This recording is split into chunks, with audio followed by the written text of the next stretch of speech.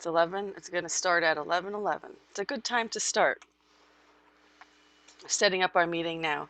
So let's see. Let's make sure we connect here. And then I'm going to start the report. Here we go. Okay. So hi, everyone. Welcome to the GoldFish Report. I'm your host, Louisa. Today is Monday, May 5th, 2020. This is GoldFish Report number 488. This is our weekly political theater with the most dangerous mind in America. My friend, Jim Fetzer. How are you, Jim? Well, Louisa, it's remarkable, but the CDC has acknowledged that the coronavirus is no more serious than the seasonal flu and that it's much weaker and less harmful for children. That's our lead story today. Well.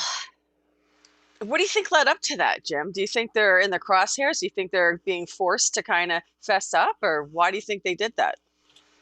Well, I think they're just responding to masses of data, Louisa, that leave them no choice. I mean, it's buried. It's not a big headline, but it's there in their report, as I shall explain. So I think that, the time to undo the lockdown, which never had a medical justification in the first place. I mean, as the Bakersfield physicians observed, you quarantine the sick, not the healthy. So this whole thing has been completely absurd and clearly politically driven from the beginning. Exactly. We have so much to talk about. Yes, good morning, everybody. Thanks for joining us in the live chat. Yeah, we have a lot to talk about. And of course, we have some whistleblowers. We have lots of things going on. I was just listening to this video that I wanted to share with you. Oh, by the way, the name of the report is The Villain, the Muse, and the Hero. We're going to be reporting on there's plenty of these characters to go around in political theater today, I can tell you that much. So I'm going to, everybody's heard of this whistleblower testimony. I guess you would call her a whistleblower, Dr. Judy Mikovits. And she's partly the reason why Fauci is not being seen in the press conferences. I think her message got through to President Trump and about the reality of Fauci. And I want to screen share and play some of this video with you because it's quite startling to listen to from a professional point of view, from a physician point of view, a researcher in virology. I want you to hear what really goes on in the research field, and I can tell you that I worked in research and behavioral health, and I can tell you that whoever gets grants, whoever's lab gets grants, are the ones who go along with the agenda. So there's certain things that just won't get funded, right, Jim? In academia. I featured Judy on my own show last week, and she is a PhD as opposed to an MD, but she knows this case thoroughly and has, I think, exposed Fauci for a major fraud going all the way back to HIV/AIDS research. Okay, thanks for correcting me on that. I appreciate it. I had gotten that wrong. I'm going to just screen share a couple of minutes because I want everyone to hear this for themselves to see, so you can see what's going on. Oh, sorry, this is the wrong one. Here, 17 minutes. Here we go. 17. Try to line this up for you. Okay. Let me screen share this and give a listen, folks, okay? Let's see what we got here. So it goes beyond simple ignorance to plandemic, to a plague of corruption, and that they literally took the medicines away. We know what we've seen in the past 3 weeks about hydroxychloroquine. Well, we know that's how Dr. John Fankhauser, the doctor in the Liberian Ebola outbreak that killed 21,000 Liberians, the first thing he did when the doctors got sick and they were all gowned up and they were spraying themselves down with Clorox, how'd they get sick? It's clear it aerosolized. Oh, Ebola through the air, now we've got a problem. What were we told?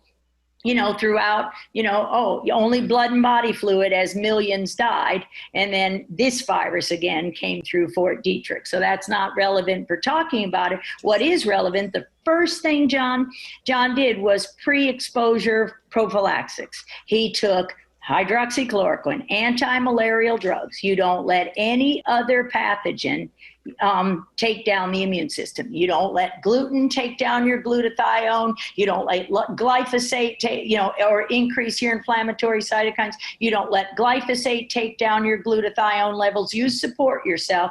Then you hydrate yourself. A lot of the injuries that doctors are seeing look like radiation poisoning, and of course they are. But that adds, and again, the 5G, the energy from 5G, the gigahertz range is exactly in the range to have hemoglobin release iron as ferritin in the blood. So a quick test for you is ferritin in the blood. It's on almost every blood test. It's simple, it's cheap, ask for it. So any of your patients who are at risk will be above 3,000. But if they're in that window, hemochromatosis, a lot of your Irish, UK, those cohorts we saw that were more susceptible to getting disease from XMRV infections, from the human gamma retroviruses. That's why I spent a lot of time in UK and in Ireland, because they're more susceptible to developing ME, CFS, if they get that infection.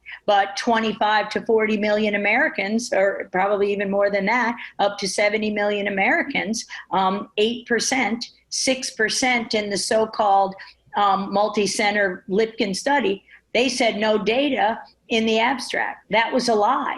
The data, clear in table 3, it said 6.1% in patients and 6.1% in controls, from Mikovits and Rossetti data, from the only serology tests that work. Still, it's still 6.1%. There's no association to disease. But what are you going to do? Those are the healthy carriers right now who are going to get sick when triggered with not only this coronavirus, but should they ever get another infection because they don't know, another vaccination, because they don't understand how those are driving the immune dysfunction. If you have an acquired immune deficiency, if you're carrying HIV up until 2011, when the fraud was done in the human gamma retroviruses, in the XMRV studies, when that fraud was perpetrated by Lipkin, by Fauci, and those are the same people that paid the Chinese throughout, is soon starting in 2013, and in 2015, when the rest of virologists caught on, they started that just as soon as they shut it down in 2012. Now let's go back and cover it up. So now all of a sudden, a simple coronavirus has super, viral powers. No coronavirus infects the brains. You're seeing psychosis clinically. You're seeing that air hunger, so well, when the patient is desaturating. Check ferritin in the iron. Give them HBOT therapy. Give, ozone, deuterium depleted water. Huge in the metabolic. And in fact, I had a nice conversation with Dr. Laszlo. I'm going to stop right there because, what's going on here? Boros and what's going on here is she's blowing the whistle on fraud that's happening. And I wanted to play enough so that you could hear her talking about the fraud, how it was covered up, how then, and that was just within a couple of minutes. She talked about the lies regarding the contaminant method, the way how you're contaminated, how there's even traces of HIV in some of these viruses. This was definitely done in a lab. There was definitely research done on this, that there was that Lipkin and Fauci both committed fraud. They also paid the Chinese government, so they were working with the lab in Wuhan regarding this. They shut it down, and then later to just try to cover it up. So what we have is, I think what we're seeing now is we see that the president has not had Fauci present, and I think BRICS is part of this as well.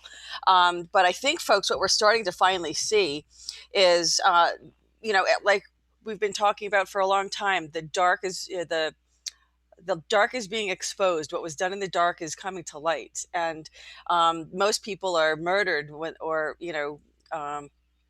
silenced in other ways when they do come out and blow the whistle on these people. And Jim, this is how the revolving door works. When it comes to like the senior executive services, or when it comes to well, usually senior executive services, the revolving door is where you get someone in the administrative position, like Fauci is now with the Center for Disease Control, right? And National Institute of Health. Thanks. And working with labs and funding labs, and working with pharmaceutical companies. Fauci owned several patents for the treatments for AIDS, but withheld that information so that it could propagate through. So what we have here, folks, we have the enemy within. So it's time for the military to step up to the plate. We have Bill Gates, who's a eugenicist, who has been involved in this. We have George Soros, who is funding all of this.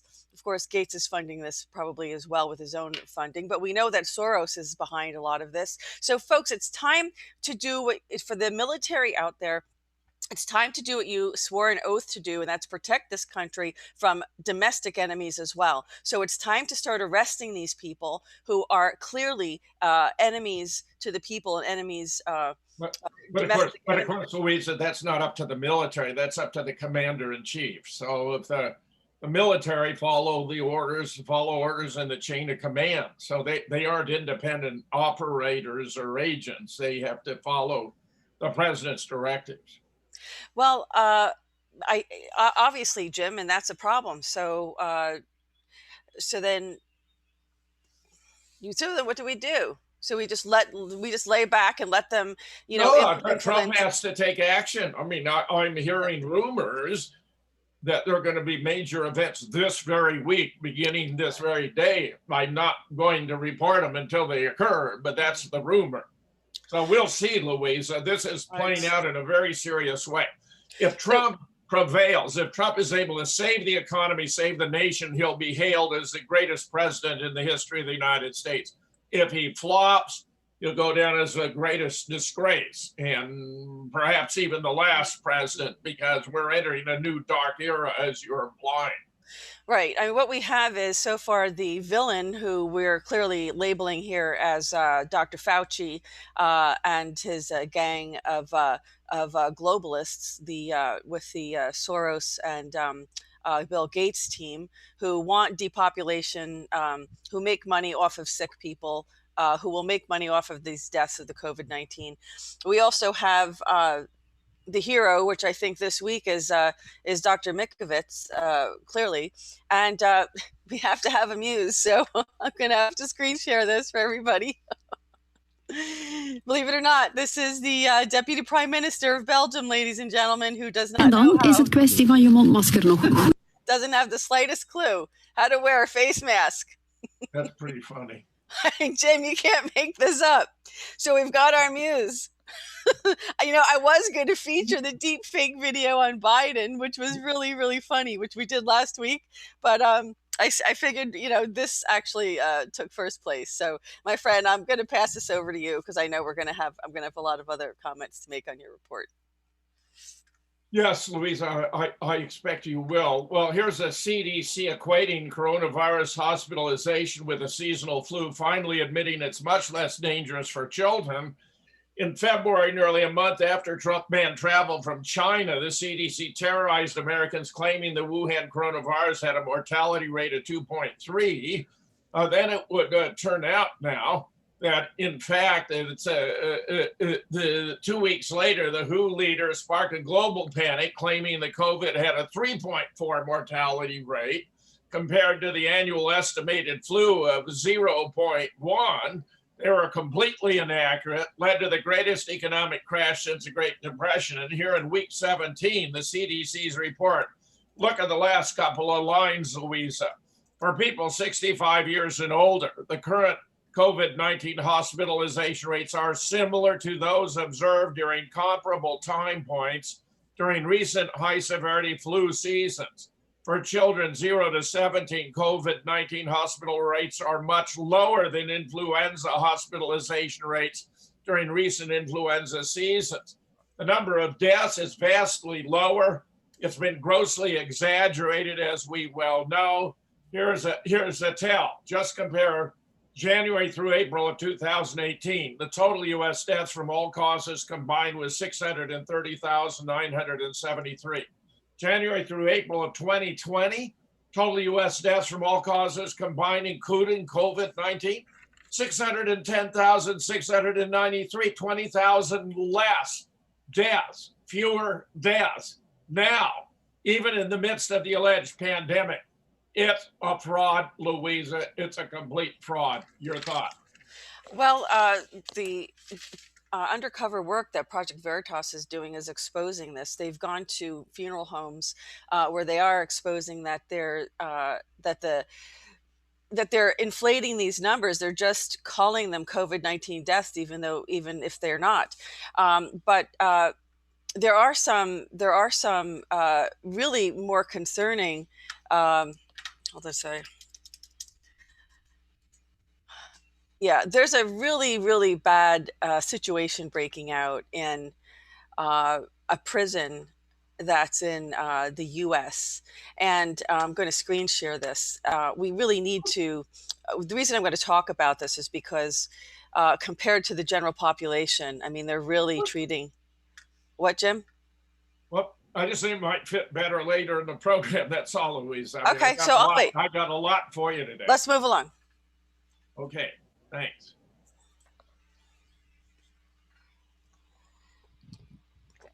So here, the whole thing has been fake news. And in fact, the California physicians you allude to whom we shall return, have explained that the actual death rate in California is 0.03, and raise the question of whether that should justify shutting down the economy, locking down, keeping people in homes, wearing masks. Meanwhile, Governor Newsom of California has declared churches and various businesses can't reopen for months. This is absolutely stunning. The fourth phase, larger public venues, concert and events might be 3 to 4 months away. This is causing quite a shocking event. We had a major outpouring at Huntington Beach. I'm doing daily updates with Dean Ryan in LA and Mike Mayer in Seattle. Dean Ryan was there on the scene. Meanwhile, California counties are defying the statewide stay-at-home. Modoc County, which is up in the corner of the state, is opening.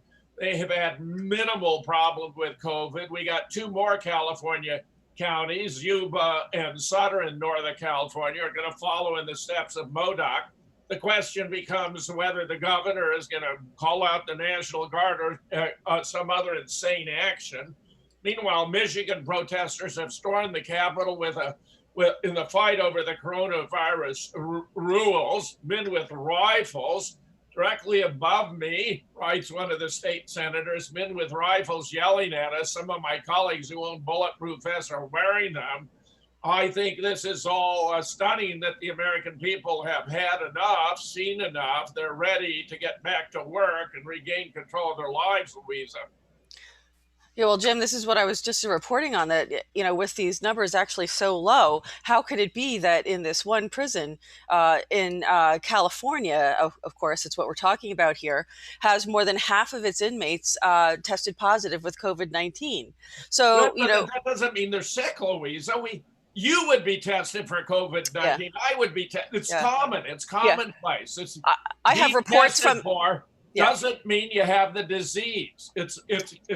That's why the California doctors said they tested and they found a huge number, 50 to 100 times more, had the COVID virus, but they were not sick. Right. Well, this is a prison with a lot of elderly people in it. There's half of the inmates, of the 1,055 inmates, have tested positive. And I have reports from inside the prison who are reporting that they are literally Gulag-like conditions. Of course it's going to spread. Of course people are dying in the prison. They're dying from COVID-19. So they have a death sentence by COVID-19, whether they were... So my point. That's a misreading. Where are the death certificates? Okay. I see that they tested positive. That's totally different. Doesn't even mean you Jim, have. I'm not arguing this with you. I'm reporting what's being reported in the news, and I have on the ground reports coming from the prison of criminal conditions inside of the prison. These people aren't being protected. They're not being treated, and their lives are seemingly worthless according to when the rest of the population is so low. Why hasn't there been any? Not everybody who's in prison, folks, deserves to be in prison. Not everybody is a violent criminal offender. Some people are put there until their day to be proven innocent comes up. So the question is, why is this happening? Why can't family members get through to the people in the prison to get information about their loved ones who are there? And so it's just another example of the failure of the state of California, and we're going to keep a very close eye on this story because it's also being reported in the LA Times. It's being reported in several newspapers.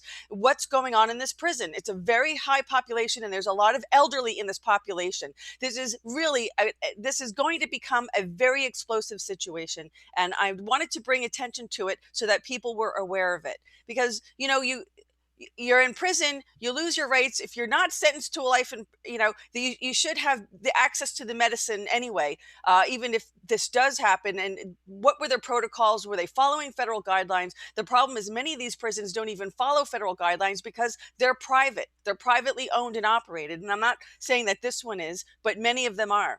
So I want to, since you're talking about California, this is what I wanted to, this was my comment on that, Jim.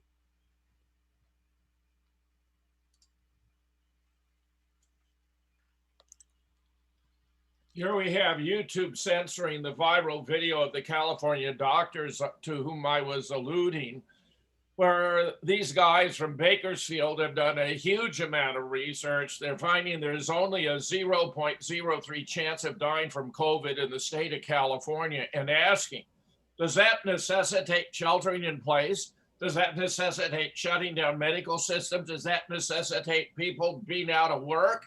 Erickson also asked why fatalities were being counted as COVID-19 when other ailments were actually to blame.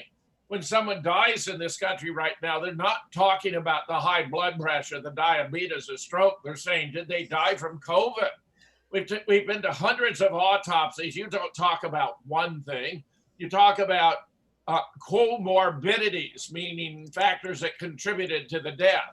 You don't talk, ER doctors are now saying, it's interesting when I'm writing about my death report, I'm being pressured to add COVID. Why is that?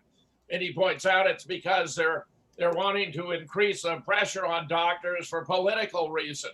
Is there any science even behind the 2-meter social distancing rule? A government advisor says guidelines on keeping apart conjured out of nowhere. Robert Dingwall, a sociology professor, warns evidence supports a 1-meter gap, but not 2. It was just a rule of thumb. It has no foundation. Social distancing orders for people to keep 2 meters apart to stop the spread is not based on any scientific research. It indeed, actually, Louisa, appears to be rooted in the desire of the intel agencies to conduct surveillance, which is more difficult if we interact with one another. Meanwhile, Tucker rips YouTube for pulling problematic coronavirus video. Censorship never is about science. Louisa, this is just sensational. Listen to Tucker. Good evening and welcome to Tucker Carlson Tonight. Last night on this show, we played you a clip from a nearly hour-long video produced by 2 physicians in California, Doctors Dan Erickson and Artin Masihi. Likely turn many that of up, you Jim? have already seen it. That video has had more than 5 million views on YouTube. In their presentation, the 2 doctors presented a flurry of data pointing to what we are currently learning about. I can try, Louisa, but I'm going to have to get out, turn up my, Okay, I just turned it up on my end. Just try to click in the share window at the bottom corner of the share window itself to share your computer audio, and then it'll be better. Louisa, I've never been able to quite figure out where that was. Okay.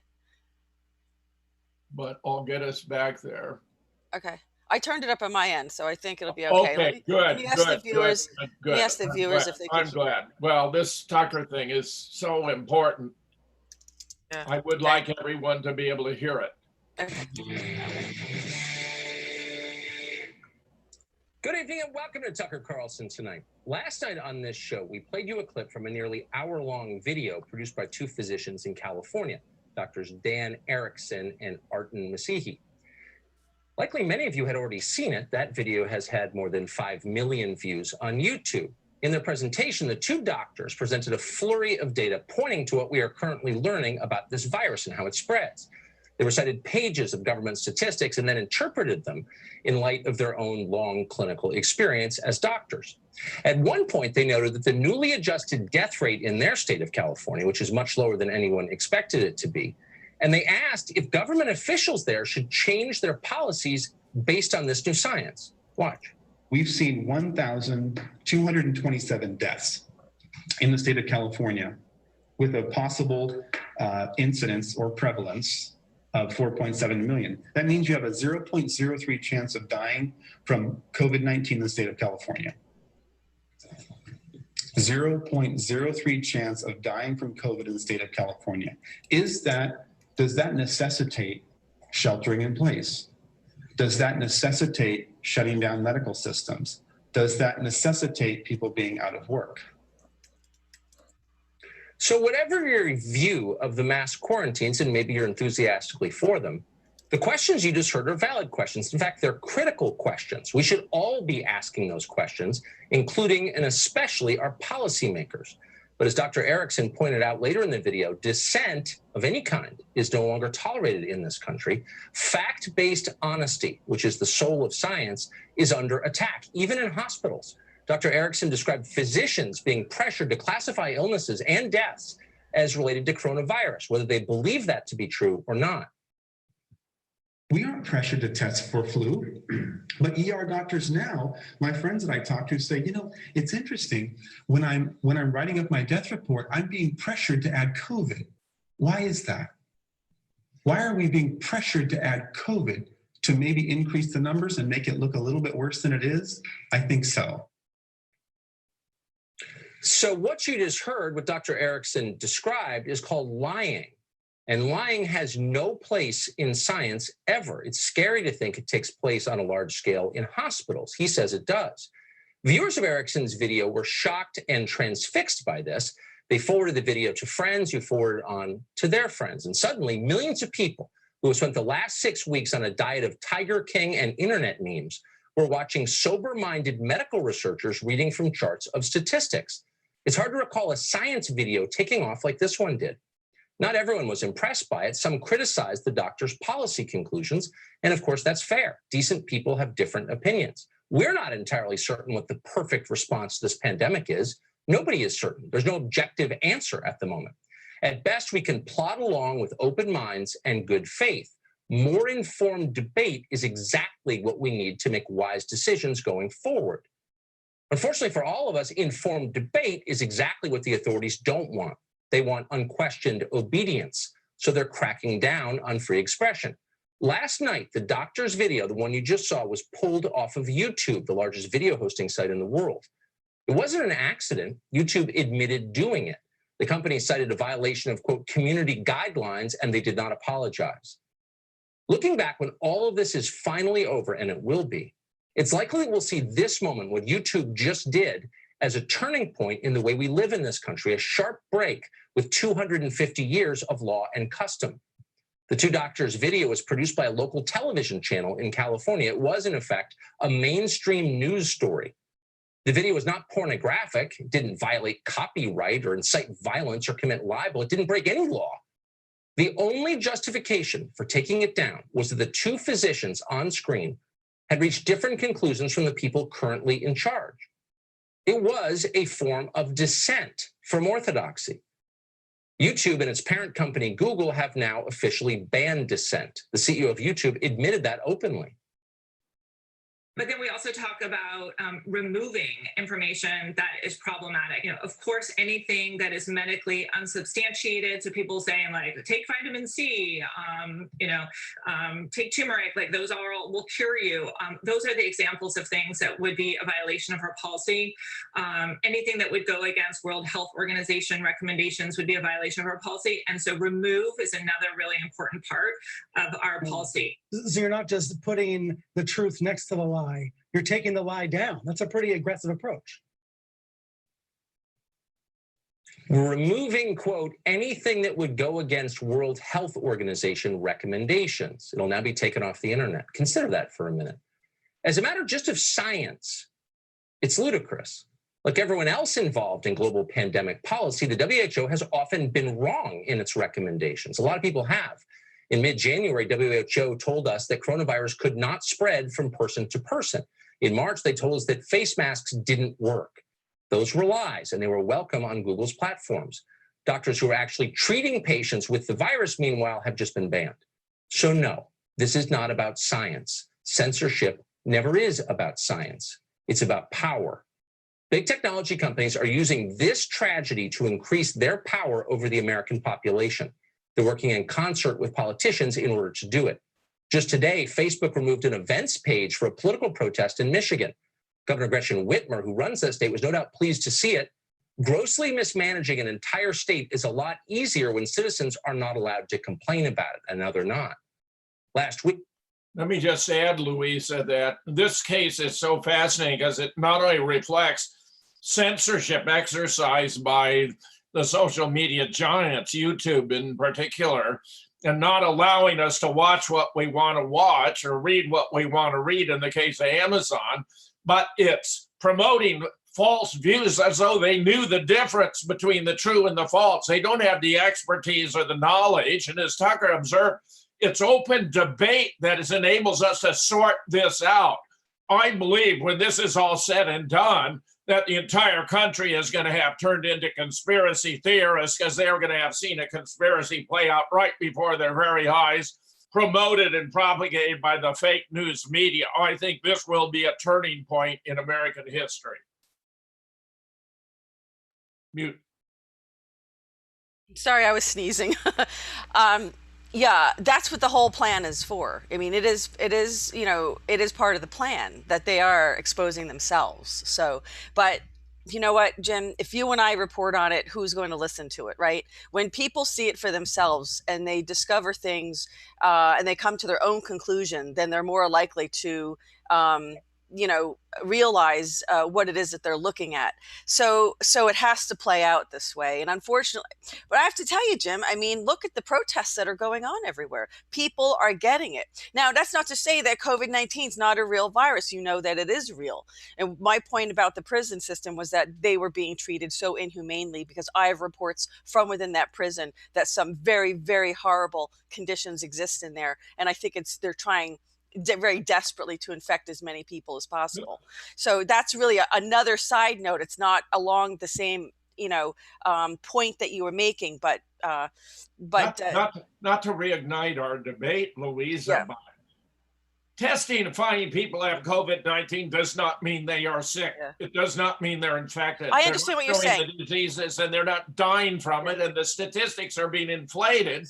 To claim everyone who had COVID-19 died from it, which is absurd, deceptive, fake, and it's all propaganda. I understand. Remember, we had that Minnesota State Senator Jensen, who was also the point I was making, who was directed.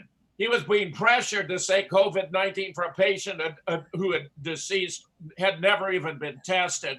And he reported hospitals are being paid $13,000 for every patient they classify as COVID-19.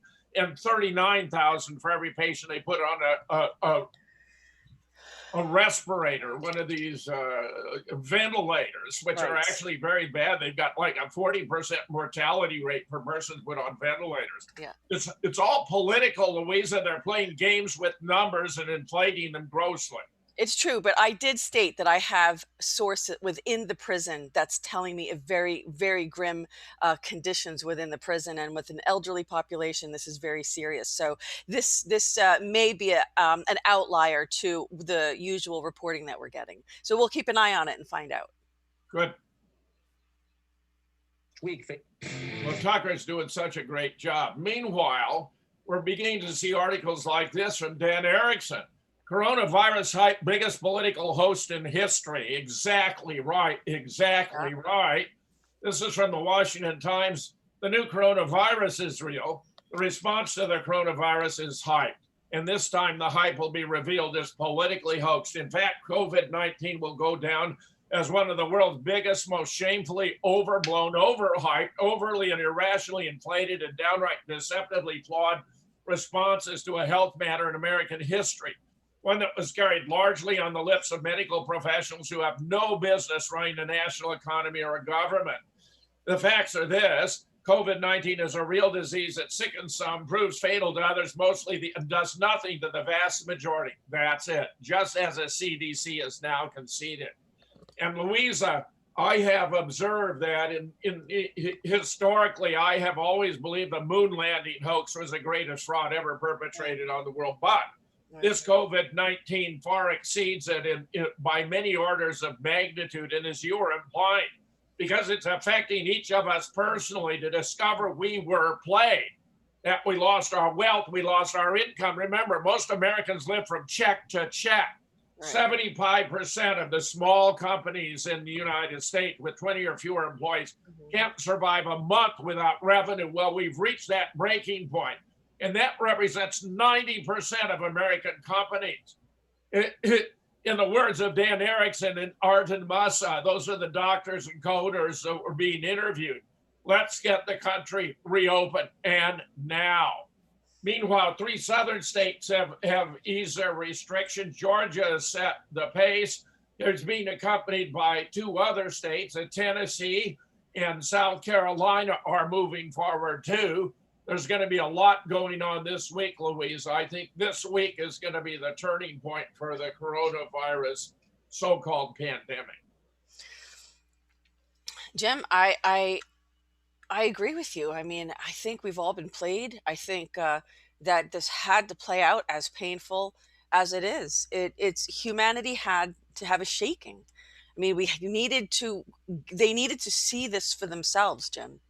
Right. And you're absolutely right. We're going to have a new, wave of conspiracy theorists, but we are under major censorship, folks, that I did a report recently on Kuila Pele's blog. Now, he's a friend of the GoldFish Report. He's been on the GoldFish Report many times. He's a very successful blogger, started in 2012, over 50 million views, and WordPress deleted him. So this is pretty, we're getting ready now to see a new wave of censorship, unfortunately, Jim. Unfortunately, that's why we need to stick to BitChute and other platforms that are not going to be, oh my God, I mean, we are removing material that's problematic. Problematic for who? I mean, they're not even hiding it, Jim. They're just not even hiding it anymore. I know. In their propaganda, the last thing in our face is for the truth to be revealed. What's problematic for them are inconvenient truths that expose them as liars, phonies, and frauds. Yeah. And YouTube, that CEO of YouTube is a blithering idiot or a complete sucker and sap. She's apparently a willing participant in this enormous fraud on the American people, and she seems all too self-satisfied with what she's doing. Oh, yeah. Grossly abusing her position and denying the American people the right to sort the truth for themselves. Yeah, it's a public forum, YouTube. So, at some point we need to have an Internet Bill of Rights, Jim. I know you may not be in favor of that, but as a public forum, free speech should not be censored. There's a wonderful article from State of the Nation published on my blog at jamesfetzer.org. Bill Gates, a menace to society, who must be arrested and prosecuted for crimes against humanity. Here you see the 6 stages layout. Number 1, instilling fear in the people with the threat of coronavirus. Step 2, controlling information and censorship, which we're seeing in spades. Step 3, social shutdown, social distancing, which we already know doesn't do any good. And in fact, Louisa, the mask, you exhale CO2 because you've depleted the oxygen in your bloodstream and you need to refresh it. By wearing a mask, you're recycling the CO2. You're not getting fresh oxygen. You're keeping your red blood cells deprived of oxygen. That kills brain cells. So by wearing these masks, we're doing harm to ourselves. This is so insulting, it's unbelievable.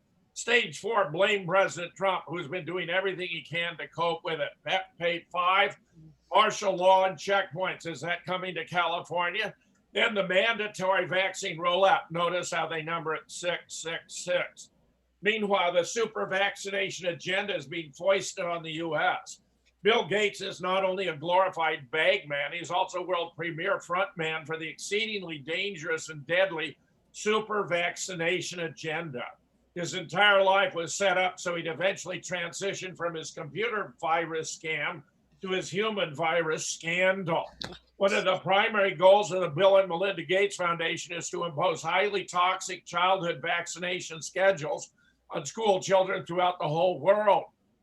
Another goal is to vaccinate all adults and children with annual flu vaccines that not only don't work, but actually cause major outbreaks. The main goal, however, is to see a mandatory COVID-19 vaccine administered to every living person. Not only that, such a draconian global vaccine regimen will be enforced with immunity certificates if Gates has anything to say with it. And here's a second follow-up. Peter Cronin, the farce and diabolical agenda of a universal lockdown, also available at my blog, jamesfetzer.org. First comes the farce, an almost universal government lie around the globe about a deadly virus, who named COVID-19. The decision for a global lockdown, literally for the collapse of the world economy, was already taken at the World Economic Forum conference in Davos, 21 to 24 January 2020. On January 30th, who declared COVID-19 a public health emergency of international concern at that time? There are only 151 known COVID-19 cases outside of China. No reason whatsoever to declare a pandemic. On March 11th, Dr. Tedros, Director General of WHO, converted the public health emergency into a pandemic. He gave the green light for the start of implementing the plan. The pandemic was needed as a pretext to halt and collapse the world economy and its underlying social fabric. Here are the key elements, Louisa. A massive vaccination program, probably through compulsory vaccination, Bill Gates' dream and brainchild, vaccine 7 billion people. Remember, Gates is in this for the money. He is a businessman. Vaccines are his business. He expects to be paid 35 to 50 bucks times 7 billion. Think about it. Massive population reduction, a genetics plan. Among those in support of this is Ted Turner's advocated a 95% reduction in the world's population, going down to a mere 500 million as it declared on the Georgia Guidestones. A mandatory electronic ID for every person on the planet in the form of a nanochip, possibly injected along with the mandatory vaccination. They could be remotely uploaded with all personal data. Digitized money, no more cash. Think about it, Louisa.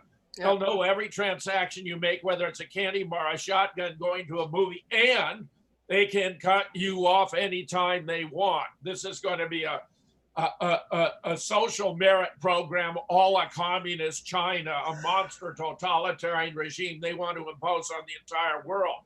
Universal rollout of 5G, later to fall out by 6G, this leading to a total control of every individual on the planet. It's sold to the public as the Internet of Things, meaning self-driving cars, robotized kitchen equipment, artificial intelligence for the production and delivery of everything. What the sales pitch doesn't say is how humans will be marginalized and enslaved. Here's from a Bill Still report of Bobby Kennedy Jr. exposing what's going on with Gates. Anyone defending the Gates WHO global vaccine program needs to explain this. Morgenstern et al. 2017. Prior to 2017, neither HHS nor WHO ever performed the kind of vaccinated, unvaccinated, or placebo study necessary to ascertain if the DTP vaccine actually yields beneficial health outcomes.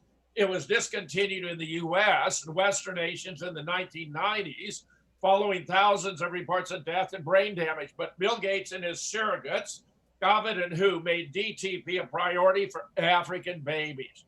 The Danish government and Novo Nordisk Foundation commissioned a study by a team of the world's leading experts.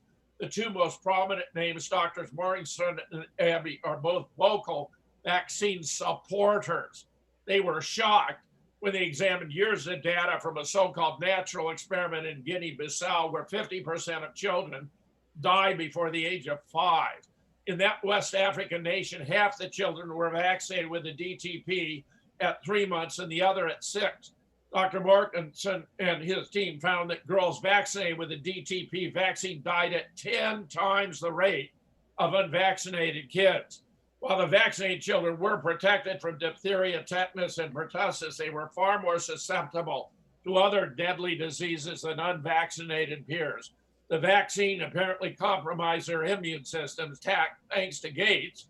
DTP is the world's most popular vaccine. Meanwhile, as you were mentioning earlier, funeral directors in New York City are doubting the legitimacy of the deaths attributed to the pandemic. Project Veritas released another video of conversation with funeral home directors and their staffs throughout New York City. A judge calls bullshit on a relative's COVID-19 cause of death. Funeral home. To me, all you're doing is padding the statistics, making the death rates in New York City higher than estimated. Staten Island.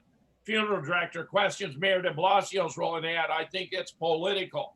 Brooklyn funeral director, they're padding numbers. Medical examiners too busy to investigate. Another Brooklyn funeral director, 40-year-old, died at home with no symptoms other than fever. Toe tagged as COVID-19 victim. Project Veritas is going gangbusters in exposing this, Louisa, as you were observing before. It's a fraud. The numbers are being padded, confirming what Dr. Jansen and others have reported to us. Shocking.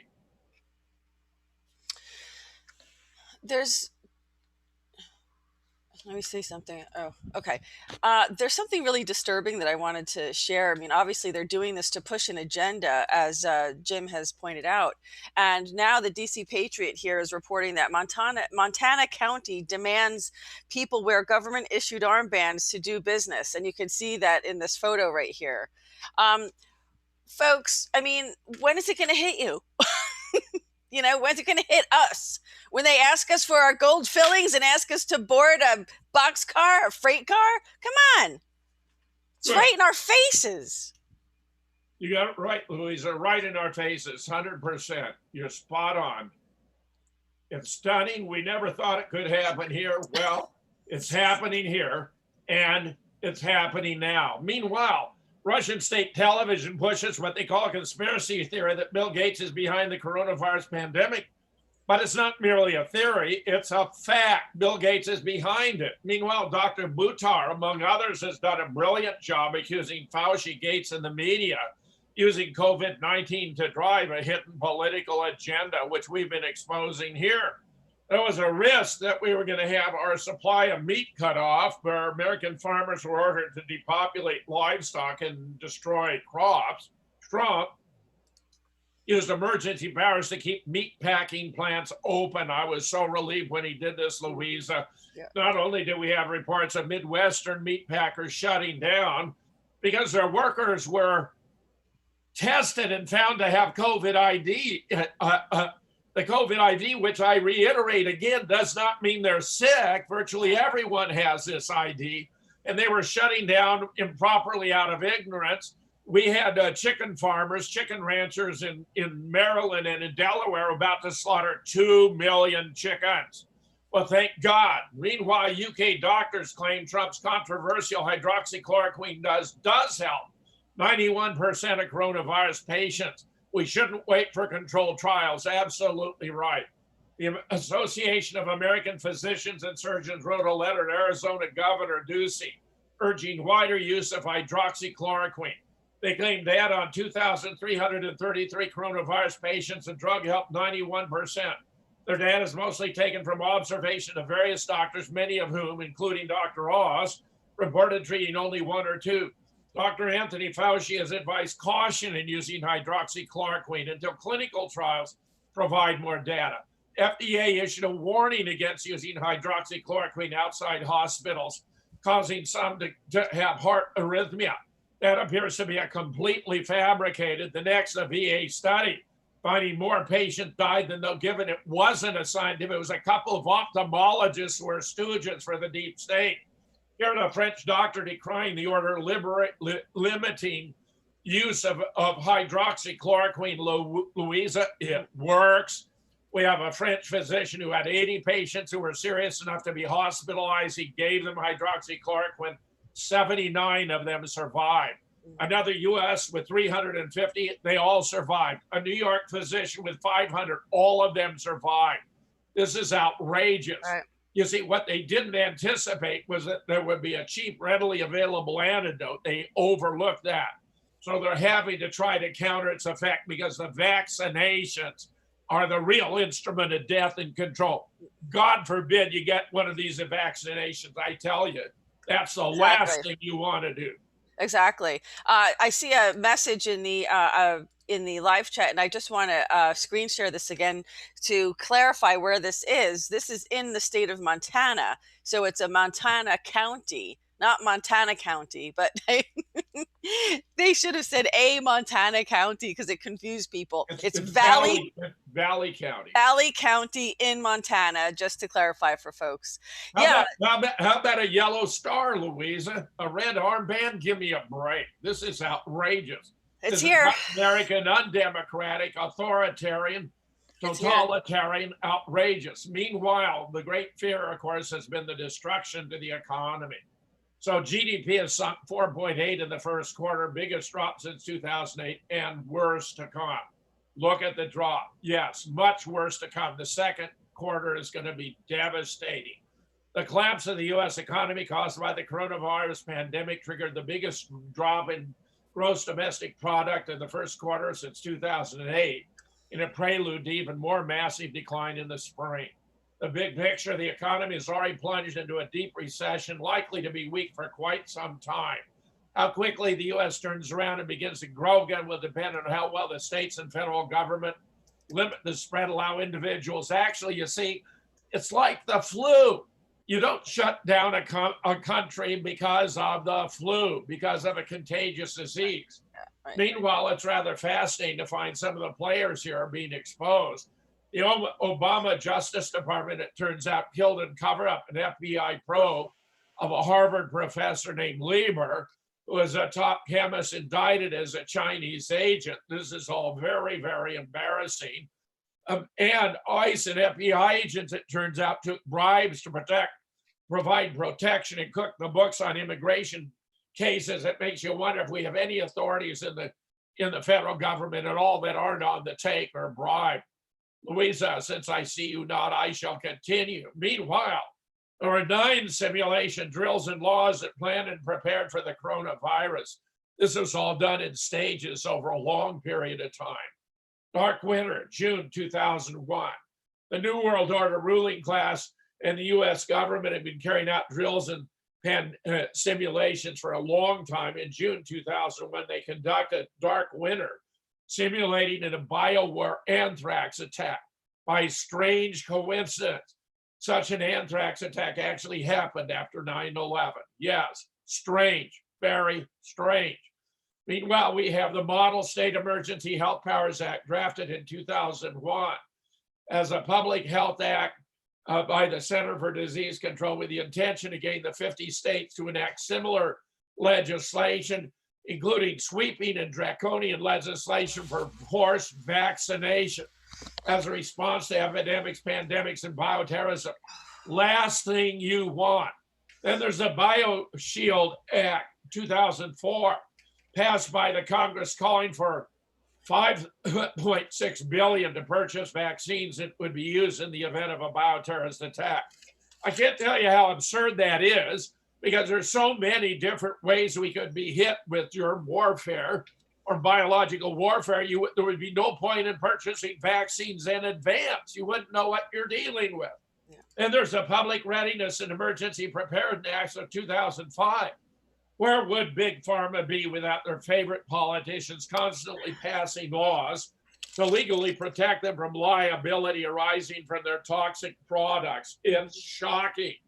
In 1986, the U.S. Congress passed the National Childhood Vaccine Injury Act, which set up special courts for the vaccine damage. The new Public Readiness and Emergency Preparedness Act now gives the Secretary of the Department of Health and Human Services the power to waive legal liability for corporations producing covered countermeasures in the case of a public health emergency. They can kill you with your vaccine and you don't have the right to sue. Lockstep. This brings us to the immediate prequel before. We know in 2010, the Rockefeller Foundation put out the lockstep scenario, government response to a rapidly emerging viral pandemic, outlining where the government and world use it to expand their authority and increase their grip on power. Although the authors claim they were just imagining, not predicting the future, given the immense role of the Rockefeller family and Rockefeller Foundation in pushing the New World Order global government. This is a ruse to cover their active planning for crisis scenarios they know will happen, including the one we're in right now. Here's a truth bomb, Louisa. Look at the numbers for each of the states for 2018 flu compared to COVID-19. In every state, the number for the flu in 2018 was greater, typically much greater, with an occasional exception. Alabama, 1,268, 2018, today, 213. 2018 flu for Alaska, 68 to 9. Arizona, 1,116 to 275. Arkansas, 670 to 48. California, 6,970 in 2018, 1,695 today. Colorado, slight increase. Connecticut, larger increase. Delaware, however, lower. Florida, much, much lower. Georgia, lower. Go through. It shows this whole thing is totally fake, fraudulent, contrived. We've been played, Louisa. We've been played for all of our worldly assets. Yeah. Jim, and this is why, this is where this is going. I was just actually making a comment in our, with one of our live chat viewers that, these are crimes against humanity, obviously. And the president, let's go, POTUS, the president did sign that executive order back here on December 21st, 2017, blocking the assets of people, of property, of persons involved in serious human rights abuse or corruption. So this, had to do with trafficking. It had to do with crimes against, human rights abuse. So I'd like to see them step up on this and take action because, Jim, this is where this is going. This is why they're doing this. This is what they're trying to justify the ends here, the means to the ends here. Let me just first start with this. Everybody's seen this on Twitter, and you're just going to cringe when you hear it. Now, I've directed Superintendent Brown to order all police districts to give special attention to these parties. And this is how it's going to be. We will shut you down. We will cite you. And if we need to, we will arrest you and we will take you to jail. Period. There should be nothing unambiguous about that. Don't make us treat you like a criminal. But if you act like a criminal and you violate the law and you refuse to do what is necessary to save lives in the city in the middle of a pandemic, we will take you to jail. Period. Oh boy, this is it, Jim. This is worse than George Orwell, man. I mean, it gets worse, right? So here's another one. Here's a quick clip here. This is pretty much what this was all about. This is where this is going, right? We have some MIT research here showing how they're doing tracking of people, their whereabouts. So let me see if I can enlarge the screen on this and see what they're saying. Did I turn the volume off? No, they're not talking. But here you can see, you could follow, you could track it on the bird's eye view. So everybody's got a cell phone, which was exactly why this was invented. They could track and follow every single person if you're carrying a cell phone. This is why they have it, Jim. So they can see, here you have it. If you're not social distancing, what are they going to do? Come and arrest you? What on earth, Jim, do they have this for if that's not what they intend to do with it? Well, I think it was a collateral benefit of cell phones, which has been the most popular technological innovation in history. Fascinating stuff, Louisa. Meanwhile, this is the larger threat. Pandemic could last for years. And the question is, how much debt is going to be amassed in the meanwhile? Why didn't the Constitution stop it? The question has been asked. 5 forces threaten Americans with destruction: nature, foreign powers, and national government, state and local governments, and themselves. The threats from 3, 4, and 5 national, state, and local governments and ourselves are double-edged, meaning Americans can be harmed by the actions of those forces as well as by their own inaction. Look how propaganda can have a powerful effect on the weak-minded, with all of these petty politicians becoming tyrants. Here's a public health professional's getaway. Social distancing law assessment that apparently the CDC did in advance to see whether it would be legal to impose social distancing. Turns out Jeffrey Epstein had links to Harvard University, no less, revealed in a news account, 40 visits in his own office, suggesting Harvard's been compromised in many of these efforts. Meanwhile, last week, the president departed to the White House en route to Camp David.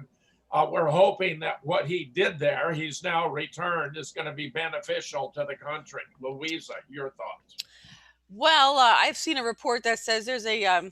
I know this is going to sound very controversial and somewhat fringe, but I have heard that there are cloning facilities at Camp David, and perhaps he went in for a tune-up. I don't know, but there's definitely some strange stuff going on. I felt though that he returned and he went right into that town hall with Brett Baier and Martha McCallum, and I thought the president was as transparent as he possibly could be. But I don't know why he had to go do that so quickly. He seemed a little bit rushed through some of the answers, and quite honestly, it's kind of like over and over and over again. I mean, last week in my POTUS report, Jim, I was looking for anything that I could report on coming from the White House that didn't have anything to do with COVID-19. It was just enough is enough. Why is he's really, really, really playing into the hand of these propaganda puppets here? Well, I hope not, but that obviously is a real concern. Meanwhile, demand grows for Biden to address the Tara Reade allegations as Democrats wrestle with a Me Too hypocrisy. Hillary endorses Biden. He fell asleep during her endorsement. It was rather embarrassing. Biden's accuser demands he releases Senate records for transparency. She was making reports and complaints in March when a former aide to Democratic presidential nominee, expected Joe Biden, accused a candidate of sexually assaulting her in 1993, and it wasn't assault. This is not mere harassment. This was actually a physical assault with his hands. Two people came forward to say Tara Reade, had told them of the incident shortly after it occurred. Her brother and a friend who asked to remain anonymous. Now two more sources have come forward to corroborate. One, a former neighbor, has told Insider on the record that Reade disclosed details about the alleged assault to her in the mid-1990s. This happened, and I know it did because I remember talking about it. Linda Lacasse, who lived next door to Reade in the mid-90s, told Insider. The other source, Lorraine Sanchez, who worked with Reade in the office of a California state senator in the mid-90s, said she recalled Reade complaining to her that her former boss had sexually harassed her and that she'd been fired after raising concerns. Meanwhile, you have two population control experts get together. If that is a sick photograph, I don't know what is.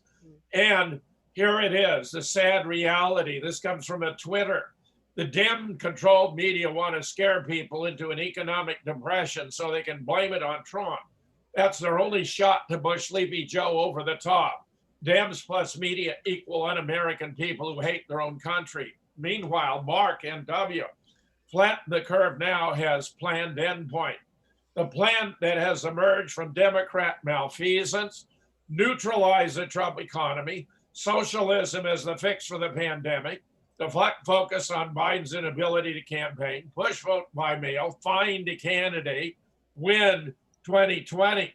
Meanwhile, Schiff and Pelosi are launching an impeachment 2.0 on the way in which Trump handled the coronavirus pandemic, which in my opinion has been very, very good in general and highly responsible. But look at this. Doesn't look like it's working. James, we were really hoping to deliver good news. We asked, we begged for your help to destroy Trump, but donations to defeat Trump are plummeting. And finally, Barron's poll, Trump will win 2020 election. It gets better for stocks and the economy. Louisa, I do believe the Democrats were very much involved in this pandemic. to take away the economy and the stock market, which are historically two of the strongest cards in a candidate for re-election. You can see Hillary, the wheels turning. How can we deprive him of those advantages? But the public has been rallying around the president. He has his highest support ever. And the predictions are he's going to win re-election. And assuming he brings us out of this, it's going to be a landslide. Yeah, I think the president will be able to do that. I also wanted to screen share one more video, if we haven't already provided enough evidence that this is not about a virus. These are people who are protesting peacefully, exercising their First Amendment right, meeting riot gear, militants or militants. What do you call these? Protesters. It's military police is what it is. It looks like military police, Well, in front of military police are branches of the military. These are heavy duty police, probably state police, Louisa, that are even wearing flak jackets. But even for a First Amendment assembly, now, did you see them when Antifa was rioting? Did you see this kind of display of strength, power, and force when Antifa was rioting? No. Oh, I know, Louisa. No, it's completely okay. It's all stunning. It's not hypocrisy. It is an agenda. It is a specific agenda. And there is an anti-life force on this planet. And when people wake up and realize they want us exterminated, then we're going to fight back and push back on this. But until let's hope it's before they succeed. Yes, exactly. That's it. Let's hope. Well, there's also one other, I think one of the reasons I had shared that video of the tracking people is because here's another post where they're talking. It kind of almost seems like they slipped a slip of the tongue here with regard to their idea of okay, you'll hear what they have to say. I'll explain it in just a second. Infrastructure. Do we have enough infrastructure to contact trace the way that we need to?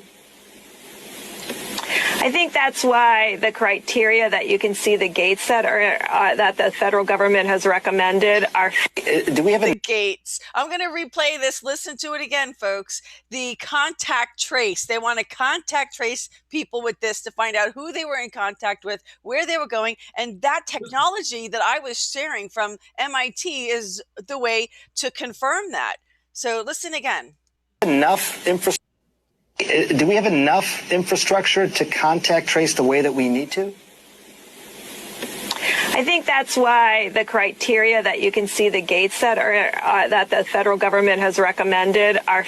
Do we have enough? Yeah, she, kind of wasn't expecting. What was she trying to hide there? It almost seemed like there was, she was trying to be very careful with her words. Contact. This is crazy. Look, it's CNN. Of course, it's CNN. It's mass surveillance, Louisa. That's what they're talking about. They're using a medical excuse for mass surveillance of us all the time, 24/7. Yeah. So this is techno tyranny. Yeah. And I have a wonderful article about that, by the way, also on my blog by Whitney Webb. I highly recommend jamesfetzer.org. Or if you want the daily updates I'm doing with Dean Ryan and Mike Barra on my Twitter account @Jim Fetzer. Is it called Techno Tyranny? Yeah. Oh, it is. That is the name of it. That's an excellent description of it, Jim. Absolutely. Jim, I don't know. We've got to, but you know what I have to tell you, Jim? Our viewers really are on top of this. It's kind of like I'm talking to the viewers, but not necessarily our viewers, because our viewers get it. I'm really kind of reporting this in a sense for people who are new, who just come upon our reports, because who are looking for information, people who are looking for the research that we're doing, because something was triggered within them, and they needed to look for more information to validate. We're doing our best to promote the truth, one mind at a time. Yeah, that's what it is, Jim. One mind at a time. So thanks to all of our viewers in our live chat today. We appreciate you being with us. Enjoy your day. It's a wonderful looking day on the East Coast here. And Jim, thanks a lot. We'll see you next week, Jim, with another political theater, my friend. We may have a great deal to report on that occasion too, Louisa. Not a problem, Jim. We're going to be here reporting it. So everybody, you have a great day. Thanks for joining us. And this concludes this edition of the GoldFish Report.